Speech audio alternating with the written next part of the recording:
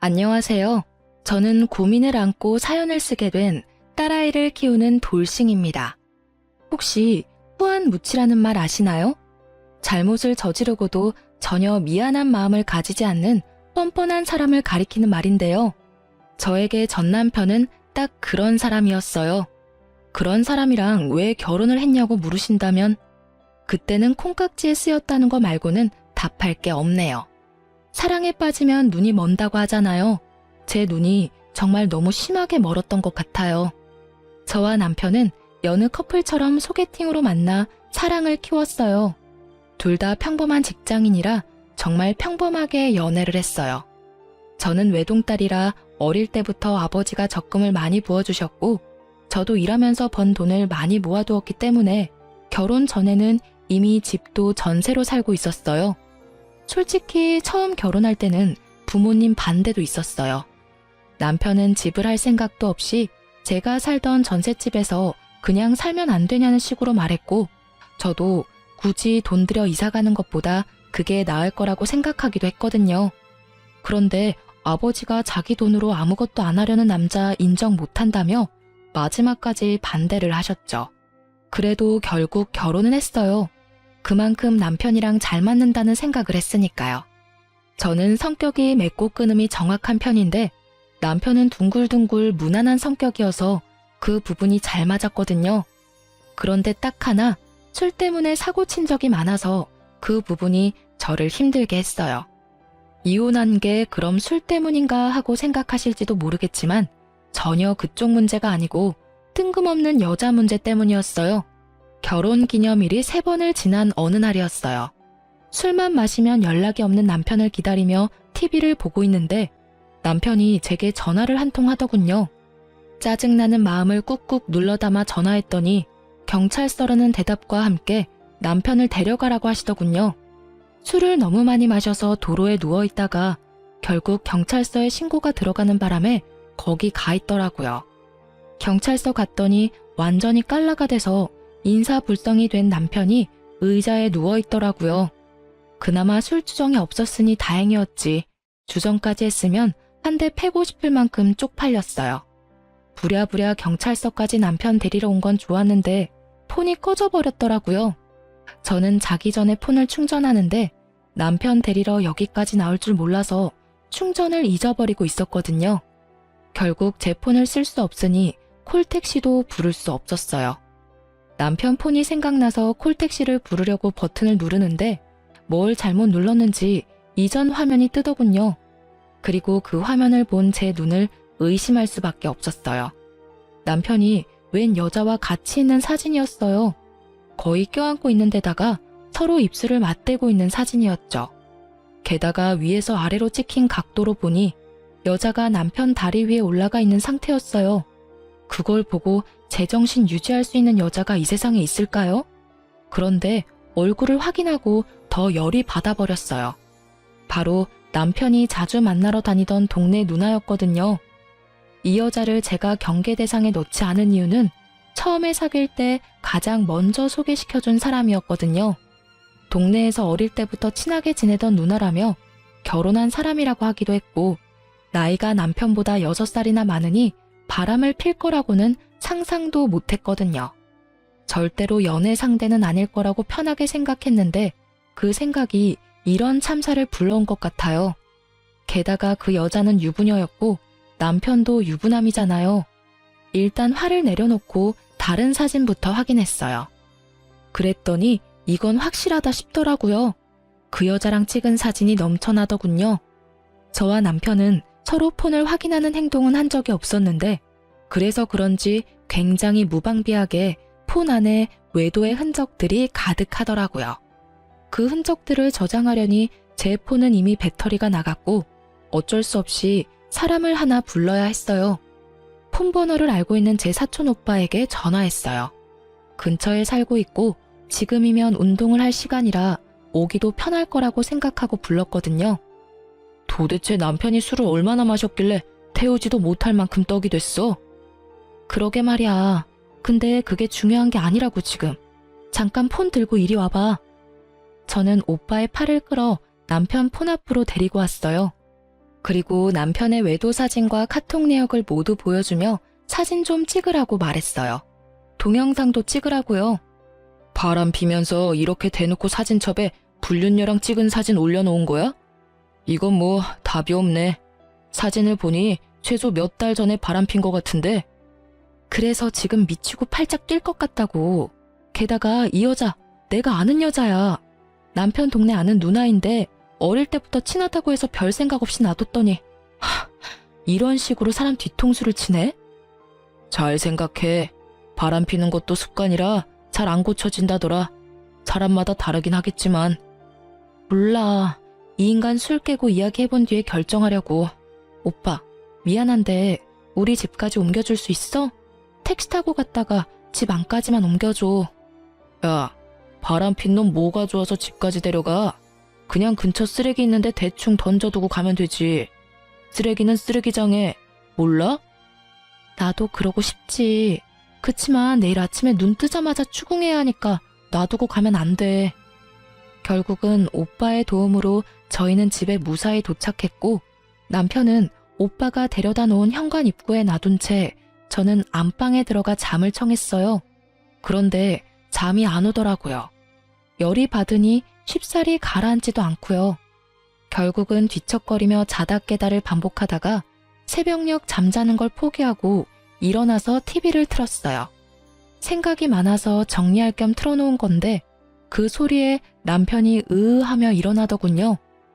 물 좀 갖다 줘. 술에 취해 갈라진 목소리로 말하는 남편을 보며 저는 물 대신 대뜸 사진부터 보여줬어요. 동네 친한 누나랑은 어디까지 갔어? 그게 무슨 소리야? 사진을 본 남편놈은 그제야 정신이 돌아오는지 버벅대기 시작하더군요. 눈을 껌뻑거리는 것이 이게 꿈인지 생신지 모르는 것 같아서 다시 한마디 해줬어요. 이거 그 집 남편한테 알려도 되지? 그 말 한마디에 숙취로 쓰러져 있던 남편놈은 벌떡 일어나더니 바로 무릎을 꿇으며 고개를 떨구더라고요. 미안해. 절대로 그 집에 알리면 안 돼. 내가 다 정리할 테니까 제발 그러지 마. 절대로 그런 짓 이제 2번 다시 안 할 테니까. 절대로 하면 안 될 짓을 왜 했어? 그리고 숨기려는 노력도 하나도 안 했더라? 왜? 나한테 들키고 나하고 이혼하고 싶었던 거 아니야? 그런 거 절대 아니야. 그냥 우리 사이가 예전 같지도 않고 그러던 차에 술 마시고 한 번 일이 그렇게 됐었는데. 한 번이 아니지. 지금 내가 찾아낸 첫 사진에서 4개월이나 지났는데 넌 그럼 4개월 내내 술 마시고 실수해서 여자 만났어? 그런 말이 아니고 어쨌든 입이 10개라도 내가 할 말이 없어. 앞으로 절대 그러지 않을 거고 인연 싹 끊을 테니까 제발 한 번만 참아줘. 남편놈은 손이 발이 되도록 빌었어요. 저는 그런 남편을 보며 한숨이 푹 나왔어요. 이걸 용서해야 하나 말아야 하나 고민했지만 결국은 용서하기로 했어요. 대신 한 가지 조건을 걸었어요. 당신 입으로 시부모님께 이야기하고 우리 상황 정리해서 알려드려. 그건 내 입으로는 못하지. 부모님 아시면 완전 난리 날걸? 우리끼리 해결하면 될 일인데 왜 부모님까지. 아셔야지. 당신 아들이 남의 귀한 딸 지금 마음고생 시키고 있는데 우리 부모님한테까지 말하라고 하기 전에 알아서 해. 당신이 안 하면 내가 직접 가서 사진부터 보여줘 버릴 거니까. 결국 저의 강경한 태도에 남편은 울며 겨자 먹기로 시댁에 가서 이야기를 꺼냈어요. 그런데 시부 반응에 저는 한 번 더 어이가 없었어요. 아가, 살다 보면 남자가 실수할 때도 있는 법이다. 다음부터 그러지 않겠다는 다짐만 받아놓으면 이놈이 바보 천치가 아닌 이상 잘 알아들을 거다. 그러니 너도 이런 사소한 일에 신경 쓰지 말고 한 번만 용서해줘라. 저는 시부의 말에 점점 더 짜증이 밀려왔어요. 아니 시부가 대체 뭔데 잘못한 남편한테 면죄부를 주는 거죠? 이미 상처받고 배신당한 건 저인데 왜 시부가 용서해주고 말고를 결정하냐고요. 그렇지만 대놓고 그렇게 이야기할 수는 없으니 남편을 데리고 집으로 돌아와서 남편에게 각서를 받았어요. 자, 여기다가 각서 쓰고 지장 찍어. 각서 내용은 별거 없어. 앞으로 바람을 피지 않는다. 상간녀와 모든 연락을 끊고 깨끗하게 정리한다.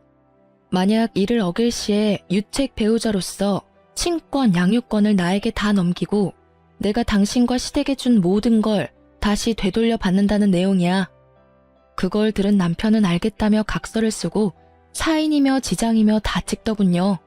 저는 남편에게 한 가지 더 조건을 걸었어요. 월급 통장이랑 카드 내역 매달 한 번씩 확인하겠다고요. 돈을 어디다 썼는지 알면 허튼 짓 안 할 테니까요. 그렇게 가정의 평화는 지켜졌지만 뭔가 모를 찜찜함은 여전히 남아 있었어요. 그리고 이 다음 주에 저는 제가 임신 초기라는 걸 알게 됐죠. 잘 됐다고 생각했어요. 큰 산 넘었고 설마 남편이 개또라이가 아닌 이상 다시 이런 일을 벌이지는 않을 거라고 생각했거든요. 제가 상상한 미래는 비온 뒤에 땅이 굳는 거였는데 실상은 달랐어요. 굳다 못해 쫙쫙 갈라져 버렸거든요. 남편이 각서를 쓰고 3개월이 지났을 때 저의 임신은 이제 막 안정기에 들어서게 됐어요.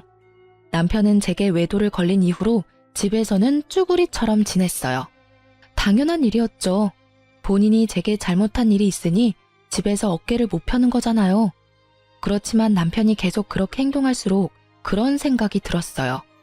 태어날 아이가 이런 아빠 모습을 보면 어떻게 생각할까 하고요. 교육적으로도 정서적으로도 좋을 것 같지는 않다는 생각으로 남편과 맛있는 것도 자주 먹으려고 하고 대화도 많이 나누려고 노력했어요. 그때의 일을 최대한 빨리 덮어버리고 싶었거든요. 그런데 남편은 떨떠름한 표정으로 제게 맞춰주고는 있었지만 크게 관심은 없는 모습이었어요. 솔직히 그 모습에 한 번 더 상처받았거든요. 외도 후에 마누라한테 잘해주려는 남편은 없을 거예요. 눈치부터 보게 되니까요. 그렇지만 제가 이 정도로 노력하면 본인도 노력을 해야 하잖아요. 이걸 어떻게 해야 할까 하던 중에 저희가 집을 옮기려고 계획하고 있었는데 적당한 집이 나와 집을 옮기려고 준비를 하고 있었어요. 지금 살고 있는 전셋집을 내놓고 아파트로 이사 가려고 했거든요. 그래서 집 청소를 한번 싹 하기로 했어요. 사람들이 집을 보러 자주 올 예정이니 귀금속이나 너무 잡다한 물건들은 당분간 차에 실어놓을 예정이었어요. 제 차보다는 남편 차가 SUV로 크기 때문에 거기 짐을 놓자고 이야기가 됐어요. 남편과 함께 짐을 나르고 있는데 제가 차 안에 있는 물건을 정리하다가 차키를 잃어버린 거예요. 차키를 찾으려고 이리저리 둘러보다가 발판 쪽에 떨어뜨렸나 싶어서 조수석 쪽 발판을 들어 올렸더니 아무것도 없더라고요. 그래도 혹시나 싶어 운전석 쪽 발판을 들어 올리려는데 남편이 급하게 다가오더니 차키 여기 없을 거라며 갑자기 저를 막아서더라고요. 아니, 없으면 없지 왜 막아서는 거지? 이상한 생각이 확 들더라고요. 결국은 남편 저지하고 차 안에 들어가 문 잠그고 발판을 들어봤더니 거기 검은색 폰 하나가 있더군요. 남편 폰과는 다른 기종이었는데 알고 보니 남편 세컨폰이었더라고요. 폰을 열어보니 제 눈을 또 의심할 수밖에 없는 것들을 봤어요. 남편이 또 바람을 피우고 있더라고요. 그것도 저번에 그 누나랑요. 제가 용서해준 지 꼴랑 3개월밖에 지나지 않았잖아요. 게다가 애가 뱃속에 있는데 바람이라니. 열받은 제가 차문을 열고 나왔어요. 너 이거 뭐야? 폰 숨겨두고 그 여자랑 또 바람을 피워? 몇 개월 지났다고 또 바람이야. 아니지. 혹시 그때 해결 안 했던 거야? 헤어진다더니 여전히 즐겁게 이중생활하면서 살았던 거냐고. 저는 남편 세컨폰을 열어서 거기 적혀진 카톡 대화들을 읽었어요. 자기야 사랑해. 보고 싶어? 그리고 여동생 남동생? 아, 들키면 동생 이야기라고 둘러대려고 여동생 남동생이라 적어놨어? 암호까지 정해서 더 주도 면밀하게 나를 속이려고 했다 이거지? 반성 같은 건 아예 한 적이 없네. 내가 용서해준다고 했을 때도 아예 헤어질 생각 없었고 잘 됐다 싶었나 본데 이번에는 못 참아. 당장 이혼할 거야 이 나쁜 놈아. 어디서 할 게 없어서 개집질이야? 화가 난 저는 노상에서 소리를 질러댔고 남편은 그런 제 모습에 저번처럼 무릎 꿇더니 용서해달라며 질질 짜더라고요. 여보, 미안해. 진짜로 내가 다 잘못했어. 제발 한 번만 더 기회를 줘. 뱃속에 아이를 보면서라도 참아. 용서? 내가 저번에 용서해줬다가 지금 얻은 게 뭔데? 당신 두 번째 바람 펴서 임신한 마누라 뒷골 터지게 만들어 놓고 용서? 미안하다고 하면 끝이야? 용서해달라고 하면 다 되는 거냐고. 왜 내가 용서해줘야 하는 건데? 그리고 뱃속의 아이를 생각하면 참으면 절대 안 되지. 너 같은 거랑 인연을 끊는 게 아이 인생에 더 도움되는 일 아니야? 너도 그렇게 생각하잖아. 어느 엄마가 이제 곧 태어날 아이한테 바람핀 거 용서해줬는데 또 바람핀 아버지를 주고 싶겠냐고. 정말 이번 한 번만이야. 앞으로는 절대로 당신이 하지 말라는 건 아무것도 안 할게. 어떻게든 이 엄마는 참아줘. 난 당신 없으면 못 살아. 손이 발이 되도록 싹싹 비는 모습을 보고도 더 열이 뻗는 건 아마 첫 번째 외도 때 그 모습을 보고 용서해줬던 저의 바보 같은 모습이 떠올라서였을 거예요. 저에게는 이 남자에 대한 믿음이 아주 조금도 남아있지를 않았어요. 저러고 또 바람 피겠지. 2번이면 3번은 쉽겠죠. 입만 열면 거짓말. 네가 왜 나 없으면 못 살아? 저 상관이 없으면 못 사는 것 같은데 이혼해 줄게. 둘이서 살아. 고작 3개월을 못 참아서 각서 쓰고도 바람핀 년이랑 계속 만나는 거 보면 그렇게 죽고 못 사는 사이인 거 내가 인정해 줄게. 그런데 우리 아이한테는 너 같은 아빠 필요 없으니까 여기서 인연 끊어. 넌 제대로 된 남편도 아니고 아빠도 아니야. 앞장서 당장 시댁 가서 이혼한다고 말씀드리게. 열받은 저는 남편을 끌고 시댁으로 가려고 했어요. 남편이 완강하게 거부하더군요. 시댁에 알리는 게 무서웠나 봐요. 무서운 짓을 왜 했냐고 윽박지르려다가 참았어요. 이번에야말로 시댁 가면 시부에게 당신 아들이 무슨 짓을 저질렀는지 확실하게 알려주고 싶었어요.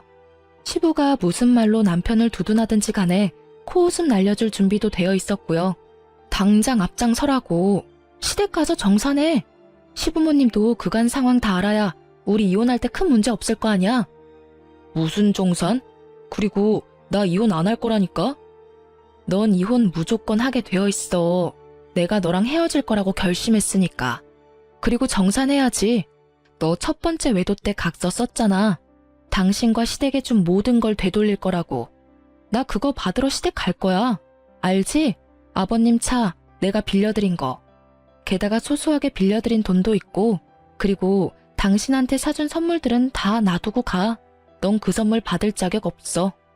그 말에 남편 얼굴이 사색이 되더군요. 여보, 진짜로 나 당신이랑 헤어지고 싶지 않아. 제발 다시 생각해봐.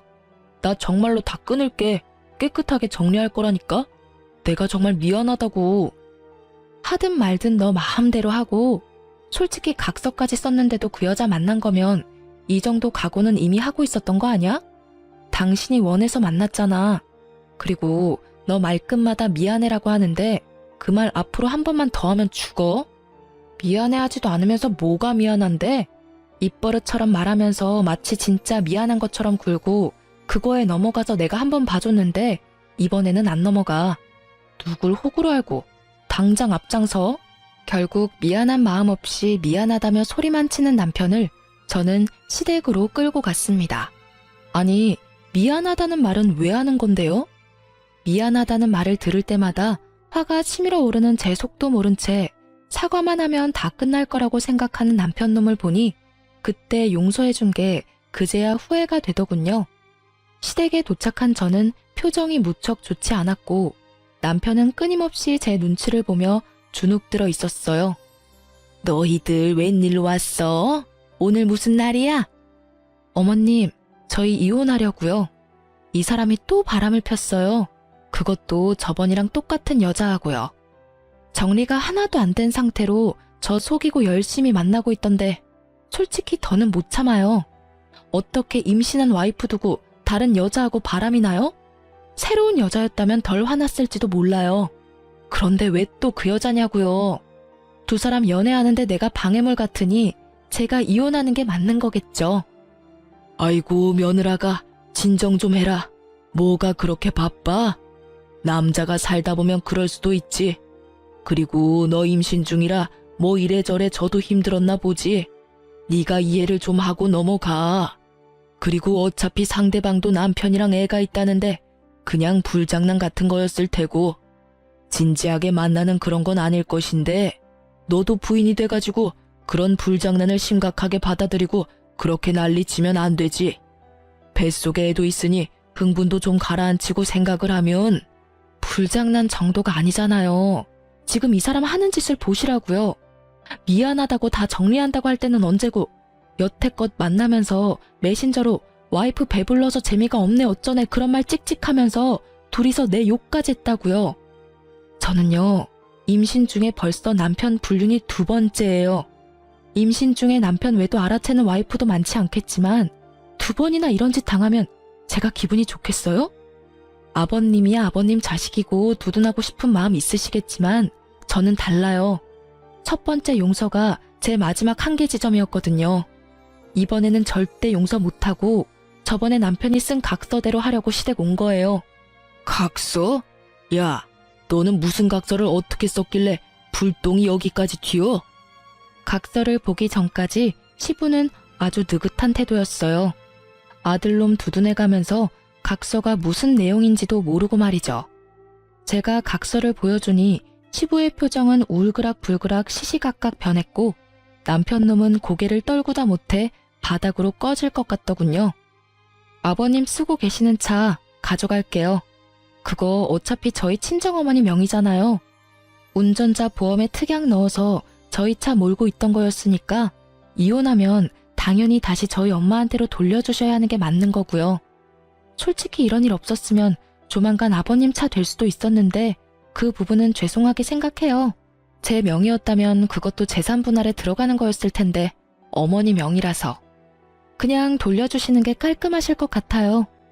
제 말에 시부가 완전 열받아서 남편 등짝을 후려 패더군요. 너 도대체 무슨 뻘짓을 하고 다녔길래 집에 불똥이 튀게 만들어? 아랫돌이 간수 잘하라고 내가 몇 번을 말했어. 저번에 너 두둔해주고 잘 넘어갔으면 네가 알아서 잘했어야 하는 거 아니냐? 너 때문에 갑자기 이게 무슨 날벼락이야? 시부는 흥분해서 남편을 향해 윽박질렀고 그런 시부를 보면서 저는 웃겼어요. 왜냐고요? 아니 처음에 남편 바람 폈을 때는 자기 차 뺏길 정도로 위급한 게 아니라서 남편 용서하라고 마음 넓은 척 굴더니 결국 자기가 차 뺏길 것 같으니 남편에게 너 잘못했다고 말하는 건 도대체 무슨 심보인지 모르겠거든요. 잘못된 건 잘못된 거고 잘한 건 잘한 거라는 심플한 게 이 집에는 없는 거예요. 잘못했다고 해놓고 여전히 잘못하는 남편이랑 잘못한 걸 크게 잘못한 게 아니니 넘어가라는 시부가 정말 똑같은 사람처럼 보였어요. 결국 남편놈은 시부에게 손이 발이 되도록 빌었고요. 그런데 왜 시부에게 비는 건지 모르겠더라고요. 빌려면 저한테 빌어야 하는 게 맞지 않았을까요? 시니컬한 표정으로 쳐다보고 있는데 시부가 저한테 급조된 미안한 표정으로 말했어요. 아가, 정말 미안하다. 내가 자식을 잘못 키웠어. 내가 그런 짓 절대로 못하게 할 테니 이번 한 번만, 딱 한 번만 더 용서해 주려무나. 이놈이 100번 1000번 잘못했지만 죽을 죄를 지은 것도 아니고 그 여자랑만 잘 떼어놓으면 너도 마음이 편할 테니까. 죄송하지만 용서할 생각이 없어요. 그런 마음도 안 들고요. 100번 1000번 잘못했으면 100번 1000번 벌 받아야 하는 게 마땅하고요. 저는 벌을 주는 사람은 아니니 제가 줬던 걸 다 돌려받을게요. 아버님한테는 차를 돌려받고 남편에게는 딱히 돌려받을 만한 것도 없으니 이혼할 때까지 우리 신혼집에서 나가줬으면 좋겠네요. 뭐? 그 집에서 나가면 난 어디서 살아? 아버지 집도 너무 멀고 직장에서는 더 멀다고. 집에서 내쫓는 건 좀 너무하잖아. 다시 이야기를 잘 해보고. 집에서 내쫓는 게 왜 너무해? 그 집 계약할 때 너 나한테 땡전 한 푼이라도 준 거 있어? 아니면 그 집 유지비를 네가 주기를 했어? 그 집도 내가 가져온 내 전셋집이잖아. 넌 거기 그냥 네 집만 들고 들어와 살았고. 그러니까 가볍게 집만 들고 나가면 되지. 그리고 시댁 멀면 그 상간녀 집에 가서 재워달라 그래. 얼마나 좋아하겠어? 죽고 못 사는 남자친구랑 만나면 좋아하겠다. 그치? 웃기는 소리 하지 말고 나 진짜로 갈 데 없다고. 집에서 내쫓는 건 너무하지. 나 절대로 그 집에서 안 나갈 거야.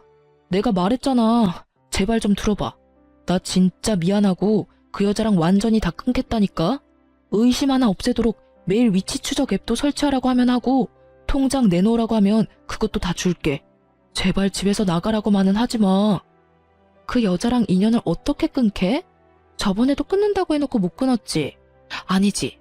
끊었는데 다시 이었나? 어쨌든 결과적으로는 두 사람이 여전히 만나고 있으니까 둘이서 그렇게 죽고 못 사는데 내가 이혼해 줄게. 둘이 같이 살아. 그 여자도 그 남자랑 이혼하면 너랑 잘 살 수 있겠네.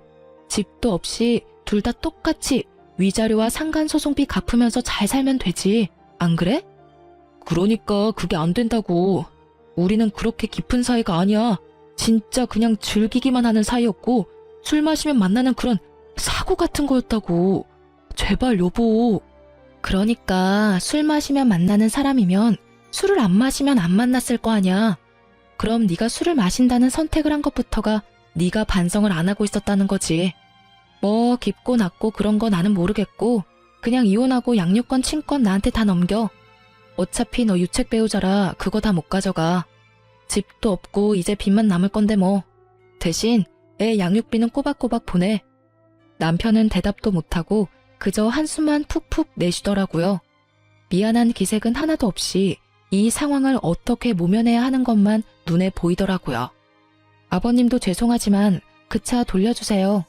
안 돌려주시면 경찰에 도난 차량 신고할 테니까 알아서 돌려주시면 좋겠네요.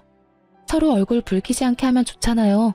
그렇게 말하고 저는 시댁을 나왔고 남편 짐을 모조리 챙겨 시댁으로 붙였어요. 물론 제가 선물해준 고가의 물건들은 뚝 빼놓고 보냈죠. 제가 보낸 선물이 아까운 놈이니까요. 그리고 그 길로 저는 상간녀도 만나러 갔어요. 상간녀는 초조한 표정을 하고 있더라고요. 죄악감이나 수치스러움이 아닌 초조한 표정. 어차피 저랑 그 사람 바람난 거 처음 알았을 때 상간녀 위자료 소송한 거 아니라서 이번에는 소송 못할걸요? 이게 상간녀와의 첫 대화였어요.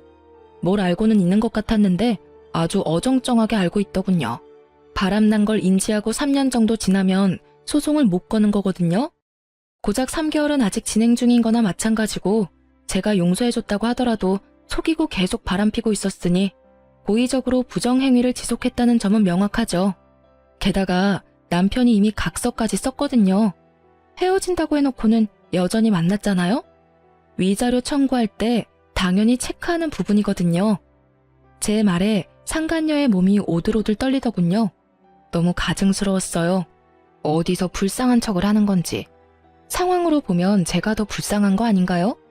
뱃속의 애를 위해서 태교를 해도 모자랄 판에 상간녀까지 만나러 왔으니. 게다가 뻔뻔한 상간녀의 말을 들으니 더 열이 받더라고요. 이보세요. 뻔뻔하고 싶으면 뭘 좀 알고 뻔뻔하시던가. 남의 남자 데리고 열심히 놀았으면 그 책임도 같이 져야죠. 혼자 빠져나가려고 잔머리나 굴리고 있고. 어쨌든 나는 그 남자랑 이혼하기로 했으니까 만나고 싶으면 앞으로 마음껏 만나세요.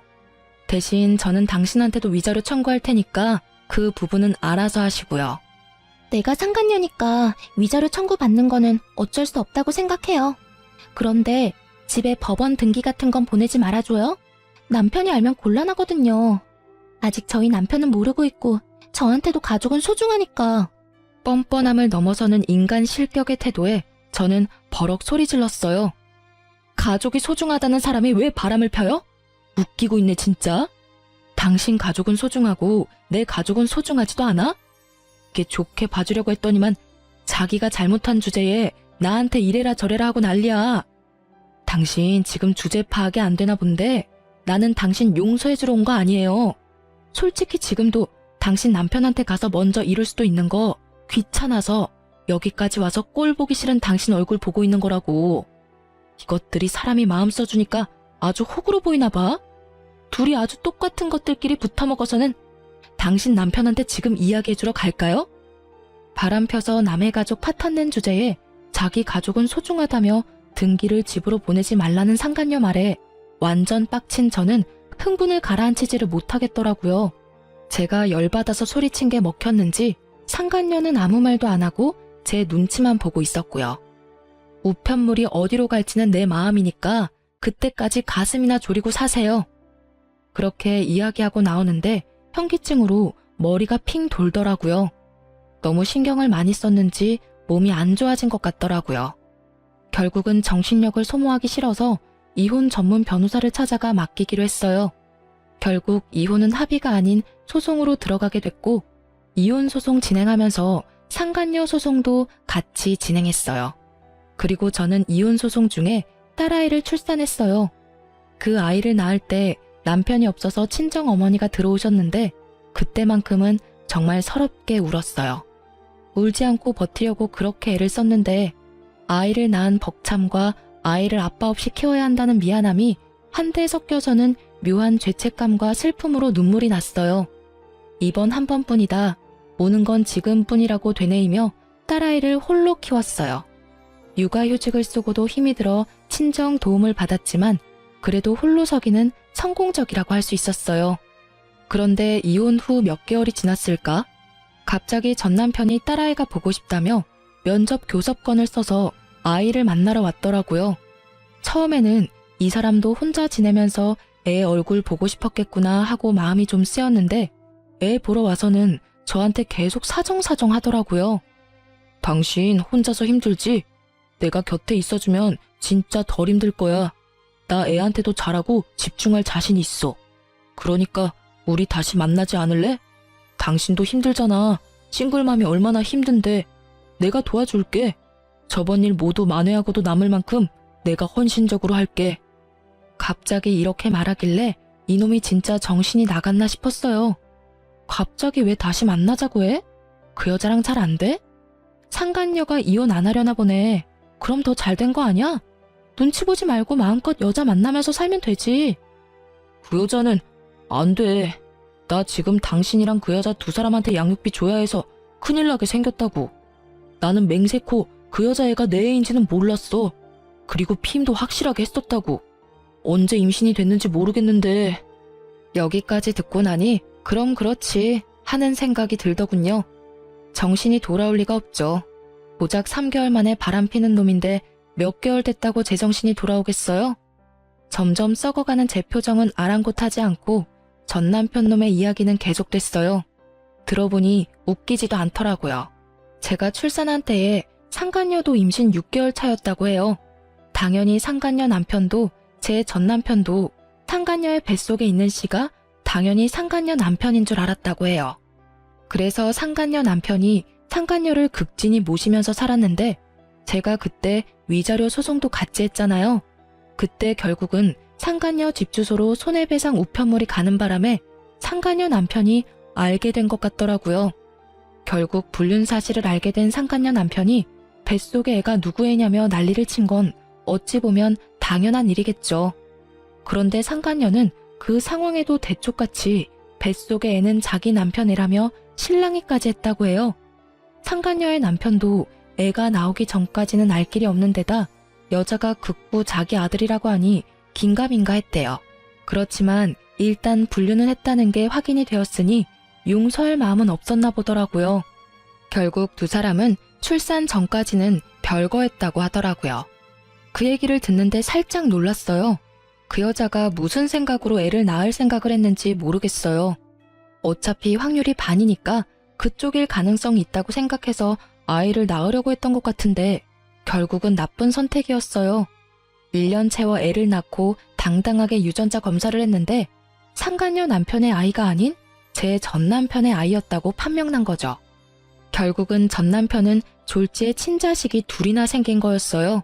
그리고 이후 상간녀는 남편에게 이혼당하고 위자료 갚고 있고 제게 줄 상간녀 위자료도 갚아야 했으니 결국은 전 남편에게 찾아와 붙으려던 거였죠.